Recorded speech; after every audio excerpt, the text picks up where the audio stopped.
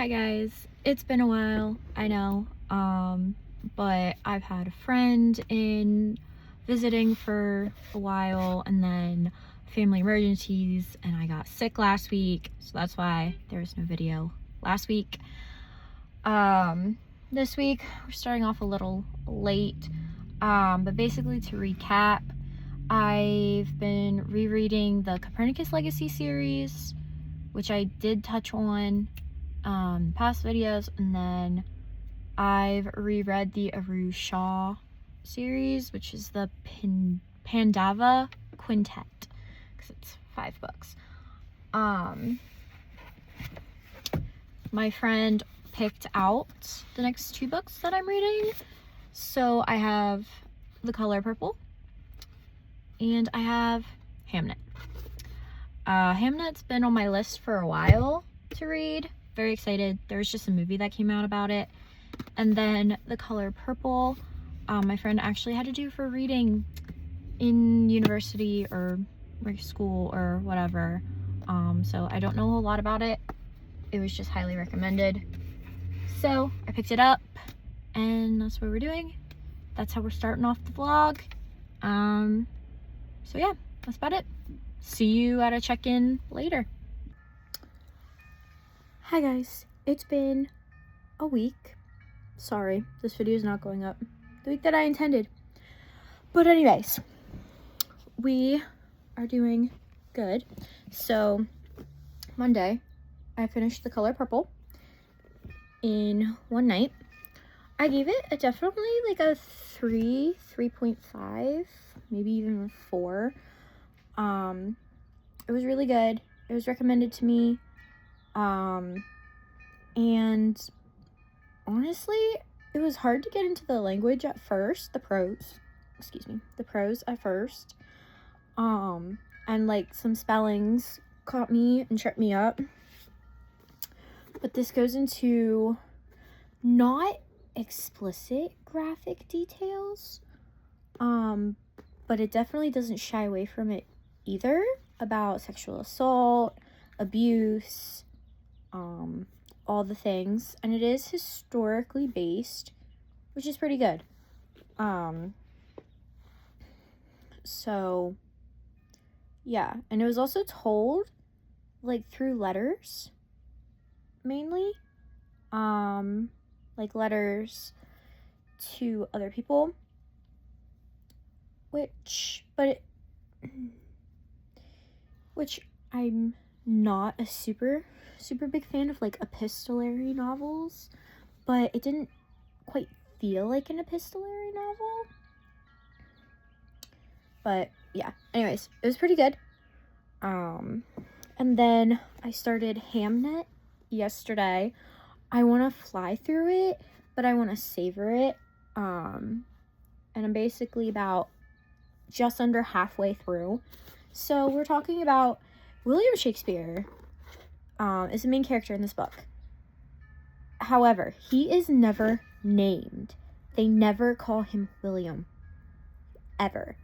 Even like through the different shifts of characters and things like that, even by outside source, never once called William. But we get points of view from his wife, and his son, and we mention the Black Plague, which I love the Black Plague in some weird, fascinating way. It's so fascinating. So yeah, I'm gonna read this some more. I'm gonna read more of this. And then I listened to an audiobook. A very short audiobook. It was like 2 hours, called The Serviceberry, and it was by the author that wrote The Braids of Sweetgrass, something like that. So I listened to that and finished that up today, and I'm reading a book from the library digitally, The Covenant of Water. I've read the first chapter, and it takes place in 1900 in India. So I think that could be another good read. But yeah, so that was this check-in, and we'll carry it over into next week, and we'll go from there. Thanks. Bye. Hello. So it is now Monday. I have finished Hamnet and The Covenant of Water. So Hamnet, finished that. I liked it. I really liked it. I could say that I loved it, but there are some things I wish they included. But you know, it is what it is. I loved it. I gave it 4.5 stars, which is really good. It takes a lot for me to give a book a 5-star. So yeah, I loved Hamnet. I loved seeing the perspectives. I loved how they did not use Shakespeare's name, even though it was clearly William Shakespeare they were talking about, but they always referred to him as something else, like Annis's husband, Hamnet and Judith's father, Mary and John's son, the Latin tutor, you know, like they didn't like name drop William Shakespeare. It was very interesting, and it showed that he had more facets than just being William Shakespeare. Like, he was a father, he was a husband, he was a brother, he was a son. Loved that. And it also kind of showed that it wasn't his story. He was a part of it, but it really wasn't his story. So, loved that. The Covenant of Water, the book that I borrowed from the library, on the other hand, I thought it would be really interesting. I think that it could have been summed up in a lot less than 956 pages, which I think is what the library copy was. The ebook that I had was 956 pages. I cared enough to keep reading, but I couldn't have cared either way. And at some points it was very confusing, and it was very long, and it's like, okay, cool that I read it. Would I read it again? Not unless I really had to, probably. But yeah, I gave that one like a 2.5 stars. It wasn't exactly what I thought it would be.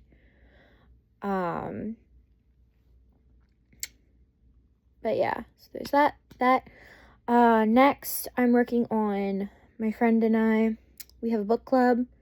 I'm working on those 2 books, which is a reread of Fourth Wing, but it's her first time reading Fourth Wing, so I'm very excited to share that with her. And then we have A Dowry in Blood, something like that. That's the second one, so I'll be doing that. And yeah, hopefully I can get back to posting as normal now. But yeah, alright, I'll see you in the next clip. Bye. Hi, so continuing this video, also peep my freckles. They're there for your enjoyment. Anyways, so continuing, we've continued into the next week. I'm sorry, I'm gonna post eventually. It's fine, it's just been busy. So, I finished my reread of Fourth Wing, destroyed me, as per usual. I read A Dowry of Blood. This book was okay. I wasn't quite sure what I was gonna get into when I read it, what I was getting into. It wasn't what I expected, but it was okay. I gave it 3 stars. Will I read it again? I have no idea. But it was something. It was a quick read. It was a fast read. It made my shift at work that I read it in go by a lot faster. And then I've gotten most of the way through A History of the Amish. I live in Pennsylvania. There's a lot of Amish communities near me. I'm actually almost done. I have like 100 pages yet. Because a big section of this is the index and the bibliography and the endnotes. So then after that, I'll be starting A Fire in Lions. This, I think, has been on my Goodreads want to read shelf for years. And I found it in a Barnes & Noble. And it has to deal with the story of Daniel from like the Bible and King Nebuchadnezzar. Daniel and the lions. Lions kind of make sense. So, that's what I've been reading. That's what I'm reading. And hopefully I'll be able to finish up this video this week for you guys and post it by Friday. And that's it. Okay, bye. Hi guys, quick little update, and then this will be, this is Saturday. Yeah, I missed that. Yeah, anyways, it's fine. So I did finish the books I was reading. I'm currently reading The Hidden Prince, which is Christian fiction.